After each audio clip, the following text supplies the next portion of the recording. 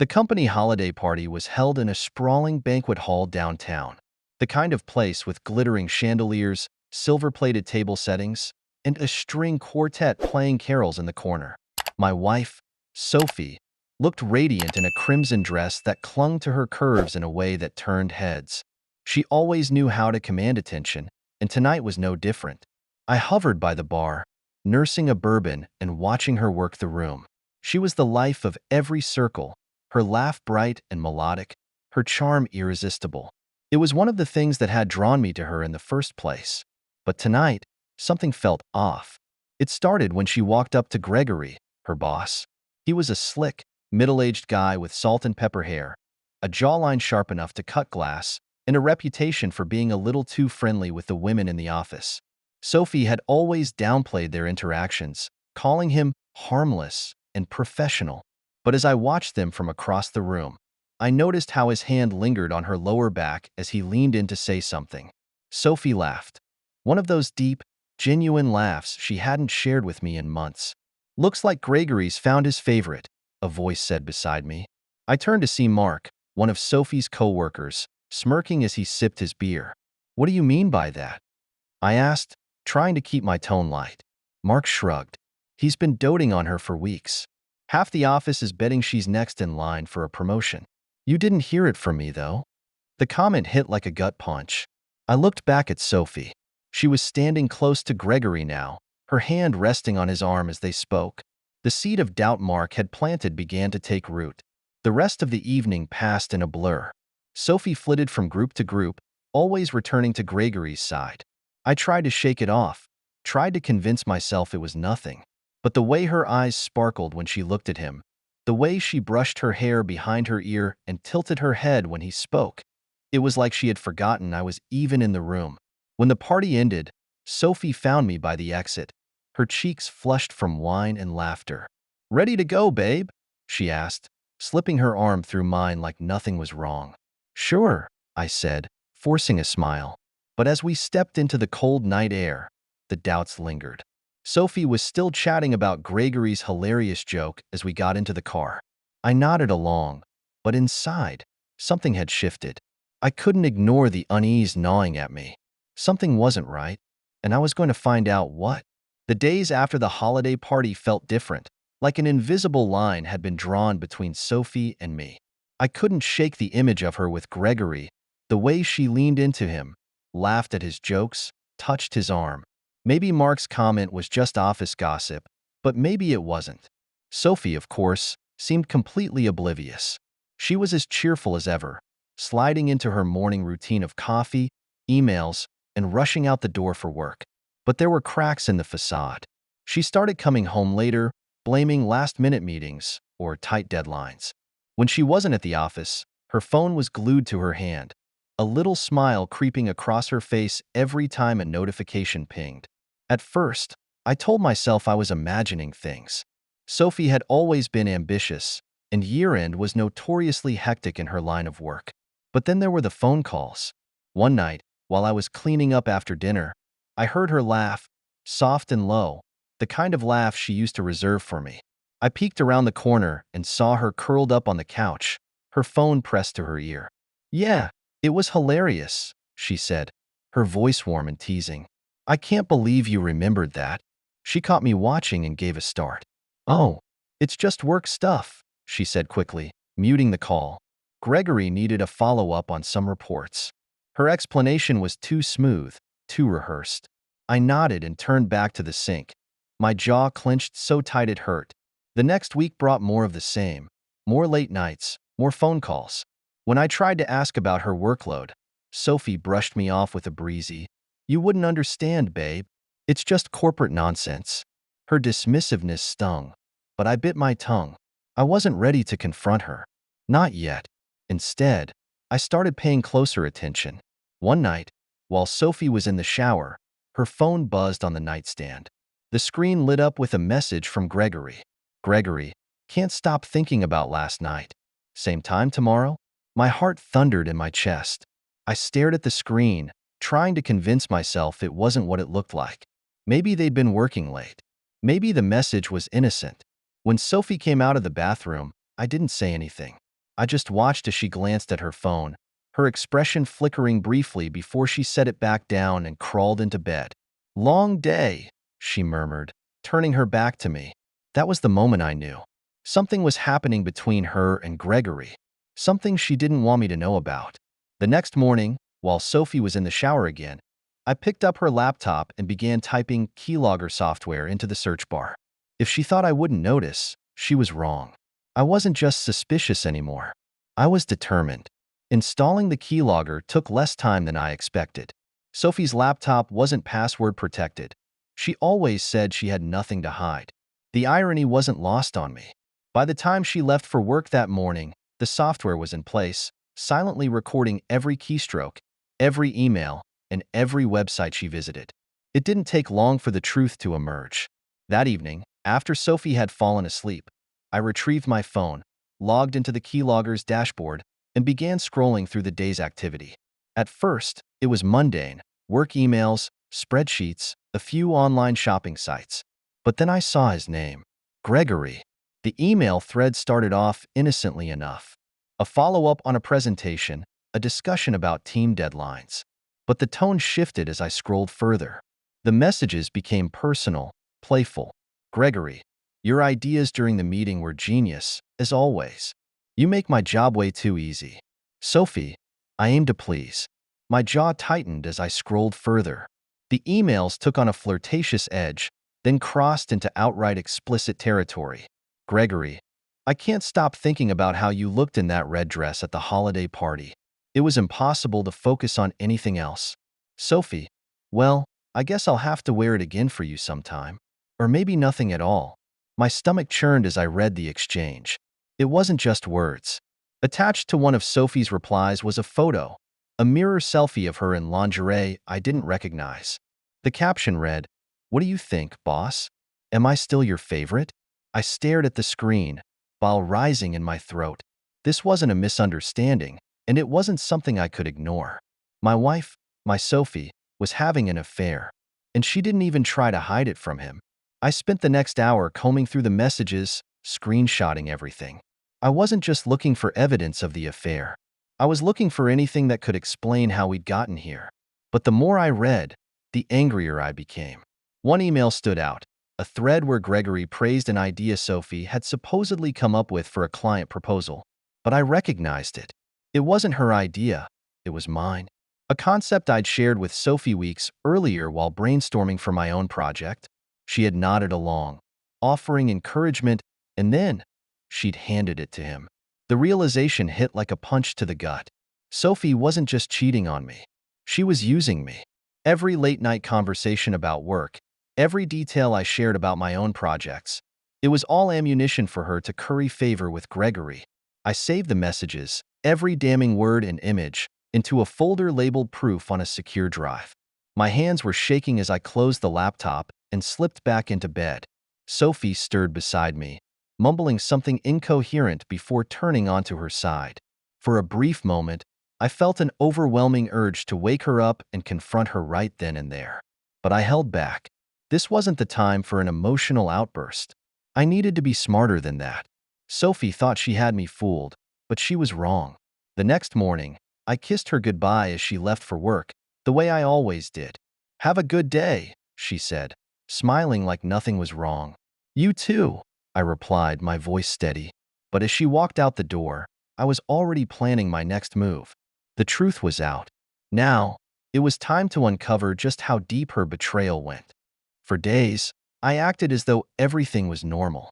Sophie carried on with her routines, late nights at the office, secretive smiles at her phone, brushing off my questions with vague excuses. It was almost insulting how little effort she put into hiding her betrayal. But I kept my cool. I wasn't ready to tip my hand. I spent every night poring over the data the keylogger collected, cataloging emails, text messages, and calendar invites. The picture became clearer with each passing day, and it was worse than I'd imagined. Sophie wasn't just having an affair with Gregory. She was actively undermining me at work. It started with a simple phrase in one of her emails: "Alex has been working on something similar, but I think we can position it better." The project she referenced was one I had poured months into. refining every detail before presenting it to my team. Yet somehow, Gregory had swooped in and pitched the exact same concept to his clients weeks earlier. At the time, I had been baffled. How could he have known? Now I knew. Sophie had leaked it to him. Not just that one idea, but others as well. Each time I shared a new concept with her, thinking she was a supportive partner, she had turned around and handed it to Gregory on a silver platter. And Gregory? He'd passed them off as his own, climbing the corporate ladder on the back of my hard work. The depth of her betrayal hit me like a freight train. I replayed every conversation we'd had about work, every moment I trusted her with my ambitions. She hadn't just broken our vows, she'd sabotaged my career. The final piece of the puzzle came from an email thread titled Upcoming Promotion Opportunities. Gregory had forwarded Sophie an internal memo outlining the potential candidates for an open senior management role. His message read, "Let's make sure you're at the top of this list. With your skills and our little arrangement, I don't see how they could say no." Her reply was equally infuriating. "Thank you for believing in me, Greg. I won't let you down." It wasn't just an affair. It was a calculated power play. Sophie had traded our marriage, my ideas, and her dignity for a chance to climb the corporate ladder. That night, I couldn't bring myself to sleep beside her. I stayed in the living room, staring at the evidence spread out on my laptop. Every email, every photo, every stolen idea. It was all there, laid bare. Sophie wasn't just my wife. She was my enemy. The next morning, she found me in the kitchen, sipping coffee and staring out the window. "You're up early," she said, sliding her arms around my waist. Her touch felt like ice. "Yeah," I replied, keeping my tone neutral. "Just a lot on my mind." She kissed my cheek and poured herself a cup, completely unaware of the storm brewing inside me. "Well, I hope it's good stuff. You deserve some wins." Her words, so casual, made my blood boil, but I forced a smile. "We'll see." As soon as she left for work, I made my decision. It wasn't enough to confront her. I needed to expose her, to Gregory, to their coworkers, to everyone who thought she was the golden girl of the office. Sophie had built her success on lies, and I was going to tear it all down. By the time she returned that evening, I had everything I needed. The evidence was compiled into a presentation, ready to be unleashed at the company's upcoming New Year's event. I had 1 week to perfect my plan, and I intended to make every second count. Sophie, oblivious as ever, walked through the door with a bright smile. "You'll never guess what happened today," she said, kicking off her heels. "Gregory told me I'm a frontrunner for the promotion. Isn't that amazing?" I looked at her, my expression unreadable. "Yeah," I said. "Amazing." If only she knew what was coming. The days leading up to the New Year's event were a delicate balancing act. Sophie carried on as if nothing was wrong, still glowing from Gregory's empty promises and the prospect of a promotion. I played my part, supportive husband, attentive listener, but every word she spoke felt like another needle under my skin. I didn't confront her, not yet. The confrontation I had planned was going to be much bigger, and it would leave no room for her manipulative excuses. The night before the event, Sophie and I sat on the couch, her head resting against my shoulder as we watched a movie. It was an illusion of normalcy, but I couldn't stop the images from flashing in my mind. Gregory's emails, her messages, the photos. Every laugh she shared with me felt hollow, every touch a calculated lie. "Are you excited about tomorrow?" she asked, her voice soft. "Gregory said it's going to be the biggest company event of the year. Lots of announcements. Lots of opportunities." "Definitely," I replied, keeping my tone even. "Big opportunities." She didn't pick up on the double meaning, too wrapped up in her own world. I watched her out of the corner of my eye, wondering how she could be so shameless, so confident that she had everything under control. The next day came quickly. Sophie spent hours getting ready, perfecting her hair, makeup, and outfit for the occasion. She chose a sleek black dress that hugged her figure, paired with heels that gave her an air of authority. She looked stunning, every bit the professional powerhouse she wanted the world to see. "You look amazing," I said, forcing a smile as she twirled in front of the mirror. "You think so?" she asked, her smile dazzling. "I want to make a good impression tonight." Gregory said I might get a special mention during his speech. I clenched my jaw but kept my expression neutral. I'm sure you will. The venue was packed by the time we arrived. A luxurious ballroom with glittering chandeliers and a stage set for the evening's speeches and presentations. Sophie immediately spotted Gregory across the room and waved, her smile widening as he approached. "Alex," Gregory said, shaking my hand with a polished grin. "Good to see you. Sophie's been singing your praises lately. She says you're her biggest inspiration." I returned his smile, though my grip on his hand tightened just enough to make him flinch. "She's a big inspiration to me, too." The conversation was brief, and as soon as Gregory turned his attention elsewhere, Sophie leaned in close. "I think tonight's the night," she whispered, her eyes sparkling. "This could be a game changer for me." I smiled tightly. "It will be. Trust me." As the evening unfolded, I bided my time. Sophie mingled effortlessly, her laughter ringing out as she charmed her way through the crowd. Gregory hovered nearby, always within earshot, always ready to interject with a compliment or a shared joke. I watched them with a detached calm, knowing their charade was about to come crashing down. Finally, the moment arrived. Gregory took the stage to deliver his speech, thanking the team for their hard work and dedication over the past year. Sophie sat near the front, her posture perfect, her expression eager. She didn't notice me slip away to the AV booth, where I handed the technician a flash drive and gave him a nod. As Gregory wrapped up his platitudes, the lights dimmed, and the screen behind him lit up. At first, the audience saw a series of email headers, mundane office correspondence. But as the slides progressed, the messages became more personal, more damning. Gasps rippled through the crowd as Sophie's lingerie photos appeared on the screen, followed by Gregory's suggestive replies. Then came the proof of plagiarism, emails showing Sophie leaking my project ideas, Gregory passing them off as his own. The room descended into chaos. Whispers turned into shouts, and all eyes were on Sophie and Gregory. Sophie's face turned ghostly pale, her lips parting in shock. Gregory froze mid-sentence, his confident demeanor crumbling as the evidence continued to play out behind him. "What the hell is this?" someone in the audience demanded. "Is this real?" Sophie stood, her voice trembling as she tried to regain control. This isn't what it looks like. Someone must have hacked." "Don't," I interrupted, stepping forward. My voice cut through the noise, calm but cold. "Don't insult everyone's intelligence, Sophie. You did this. You thought you could get away with it, but now everyone knows exactly who you are." The aftermath of the New Year's event rippled through the company like a storm. By the time I returned home that night, Sophie was nowhere to be found. The house was quiet, but her coat and heels were missing. I didn't care where she had gone. I just needed space. I poured myself a drink, leaned back on the couch, and let the silence wash over me. The next morning, the fallout began in earnest.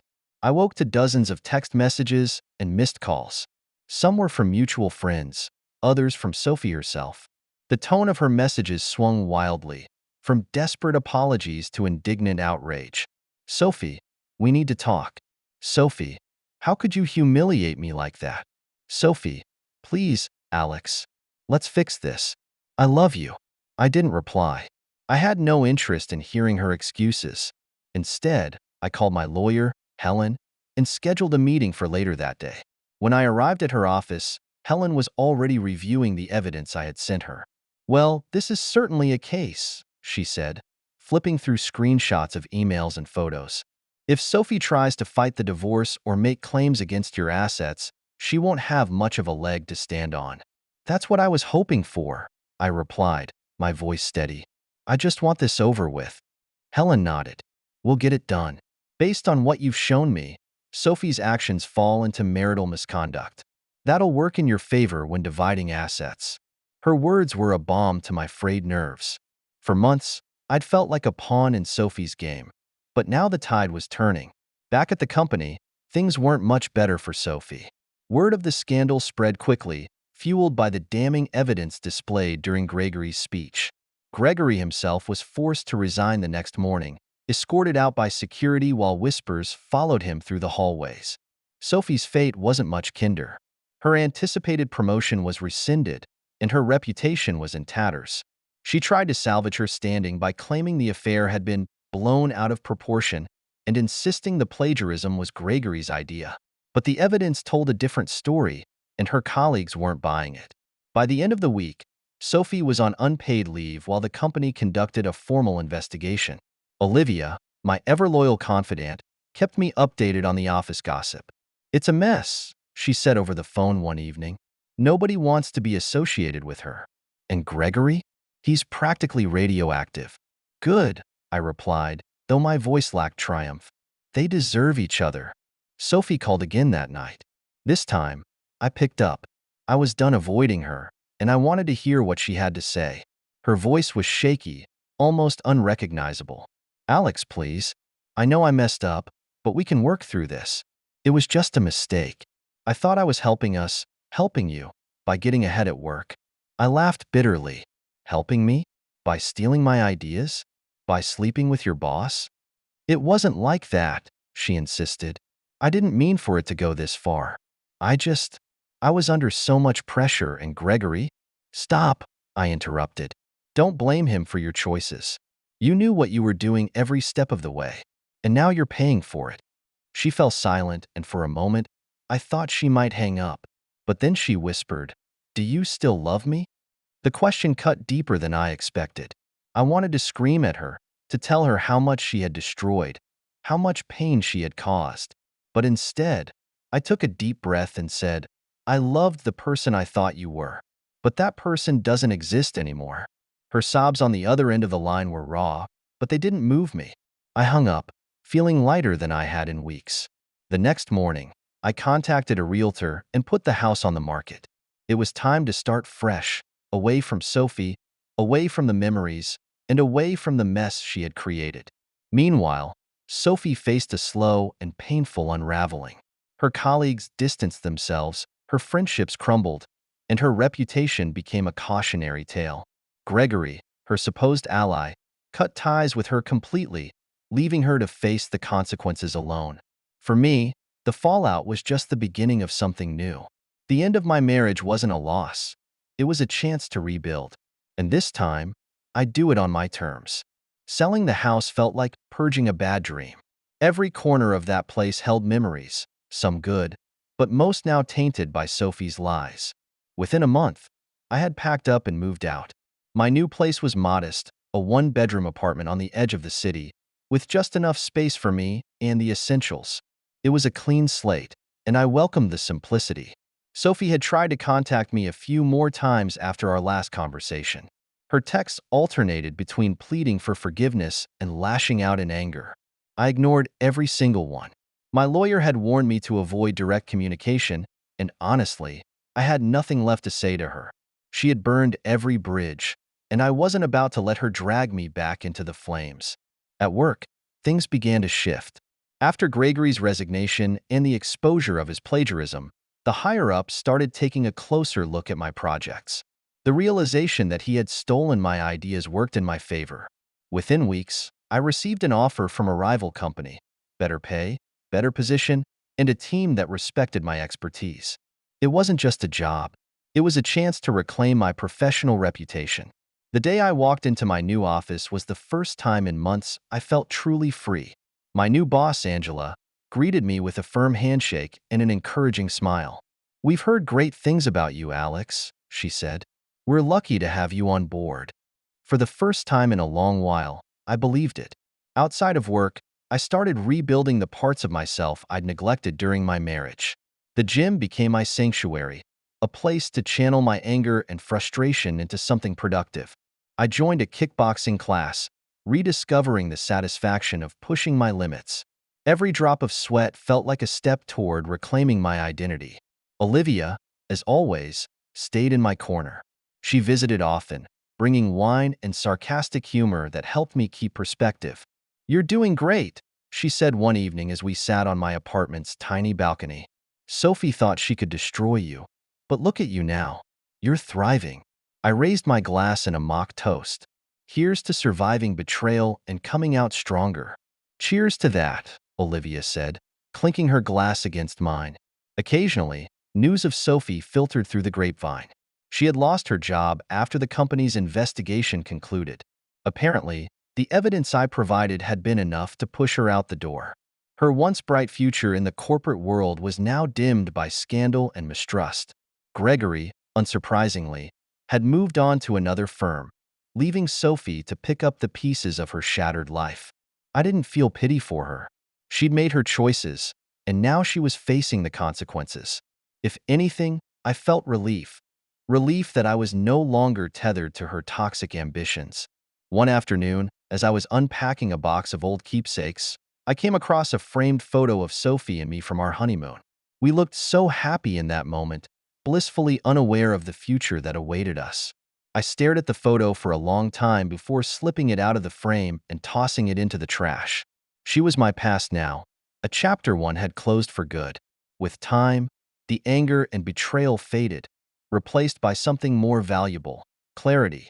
I realized how much I had sacrificed in my marriage, how I had allowed Sophie to overshadow my goals, my confidence, and my sense of self. Moving forward, I vowed never to let that happen again. For the first time in years, I felt like I was in control of my life. I was building something new, something stronger. Sophie's betrayal had nearly broken me, but it had also forced me to confront the truth about who I was and what I deserved. And I wasn't looking back. The months after the divorce were a whirlwind of change. My new job kept me busy, and the sense of accomplishment that came with it was intoxicating. For the first time in years, I felt like I was in control of my career, unburdened by Sophie's sabotage and manipulation. My colleagues respected me, and my ideas were valued. It was a stark contrast to the toxic environment I had endured for so long. One day, Angela, my boss, pulled me aside after a meeting. "You've been doing great work here, Alex," she said, her tone warm but direct. "There's a leadership opportunity coming up. I think you'd be perfect for it." I blinked, momentarily stunned. "Wow, thank you, Angela. I'd love to discuss it further." "Good," she said with a nod. "We'll talk more next week. Keep it up." The possibility of a promotion filled me with a quiet pride. This time, I'd earned it on my own merits. No shortcuts, no betrayal, just hard work and determination. Away from work, I began reconnecting with old friends and hobbies. I'd spent so much of my marriage isolating myself, pouring my energy into supporting Sophie and our relationship, that I'd lost touch with the people who mattered most to me. Now, I was rebuilding those connections. One weekend, Olivia convinced me to join her and a few friends for a hiking trip. At first, I hesitated. The memories of the last hiking trip, the one where I discovered Sophie's betrayal, still lingered in the back of my mind. But Olivia wouldn't take no for an answer. "You're not letting her ruin this for you," she said firmly. "Hiking used to be one of your favorite things. It's time to reclaim it." She was right, as always. The hike was challenging but exhilarating, the fresh mountain air a reminder of the freedom I had gained. As we reached the summit, overlooking a valley bathed in golden sunlight, I felt a sense of peace I hadn't known in years. This is what life is supposed to feel like, I thought. Not weighed down by lies and manipulation, but full of possibility. Every so often, Sophie's name would come up in conversation, usually in whispers at work or through updates from mutual acquaintances. She had moved in with her sister and was working a much lower-level job to make ends meet. Gregory, predictably, had abandoned her once she was no longer useful to him. "She's been keeping a low profile," Olivia said one evening as we sat on my balcony. "I think she knows she burned too many bridges to come back from." "Good," I replied, swirling my drink. "Let her stew in it. I'm done with her." But Sophie wasn't completely done with me. One afternoon, I received a letter in the mail. No return address, but the familiar handwriting on the envelope made my stomach turn. I debated throwing it away unopened, but curiosity won out. Inside was a single page of neatly written text. "Alex, I know I'm the last person you want to hear from, but I needed to say this. I'm sorry for everything. I was selfish, and I hurt you in ways I can never undo. I don't expect your forgiveness, but I hope you find happiness. You deserve it. Sophie." I stared at the letter for a long moment before folding it and placing it in a drawer. I didn't feel the rush of anger I expected. Instead, there was just emptiness. Her apology meant nothing to me now. I had moved on, and no words on paper could change the damage she'd done. A year after the divorce, I stood on the porch of my new home, a small but cozy place surrounded by trees. The air was crisp, carrying the scent of pine, and the sun was setting in vibrant hues of orange and pink. It felt like the closing of a chapter, the final brushstroke on a painting I had spent months rebuilding. For the first time in years, I wasn't defined by betrayal or anger. I was free, free to live the life I deserved, to pursue my passions, to surround myself with people who truly cared about me. As the sun dipped below the horizon, I raised a glass of bourbon to the fading light. To new beginnings, I murmured, a faint smile tugging at my lips. Sophie's shadow no longer loomed over me. I had rebuilt my life, brick by brick, and I wasn't looking back. Subscribe so you don't miss new stories on the channel.